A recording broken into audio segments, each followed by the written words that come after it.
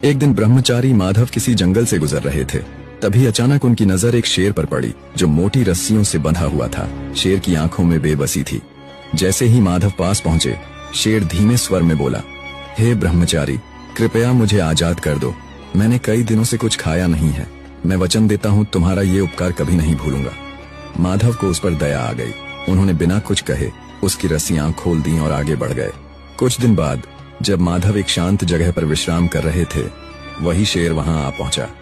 उसकी आंखें अब निर्भीक थीं और वह सीधा माधव के सामने आकर खड़ा हो गया। माधव चौंके और बोले, तुम यहाँ? तुम इस तरह मुझे क्यों देख रहे हो? शेर बोला, मेरी प्रकृति है शिकार करना और इस समय तुम सबसे आसान शिकार हो। माधव ने आश्चर्य से कहा, मैंने तुम्हें मुक्त किया, जीवन दिया और अब तुम मुझे ही खाना चाहते हो? शेर बोला, कृपा और कर्तव्य अलग चीजें हैं, जंगल का नियम अलग है। माधव ने कहा, फैसला किसी तीसरे से होना चाहिए। थोड़ी दूर जाने पर उन्हें एक तोता मिला जो एक पेड़ की डाल पर बैठा था। उन्होंने पूरी बात तोते को सुनाई। तोता बोला, मनुष्य पूरी उम्र हमें पिंजरे में बंद रखता है, दाने पानी के नाम पर हमारी आजादी छीन लेता है। जब मन भर जाता है तो पिंजरा किसी और को दे देता है।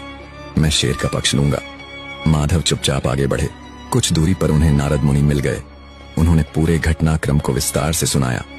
नारद मुनि शांत भाव से बोले, मैं तब फैसला करूंगा जब तुम पूरी घटना को दोबारा वैसा ही करके दिखाओ जैसे हुई थी।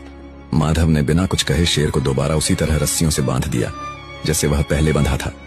जब रस्सी कस चुकी थी, नारद मुनि मुस्कुराए और बोले, फैसला हो गया। नेकी हर जगह नहीं करनी चाहिए। जो आजाद होकर काटने लगे उसे फिर से बांध देना ही बुद्धिमानी है। दया करो, पर पहचान के साथ, क्योंकि हर जरूरतमंद भरोसेमंद नहीं होता।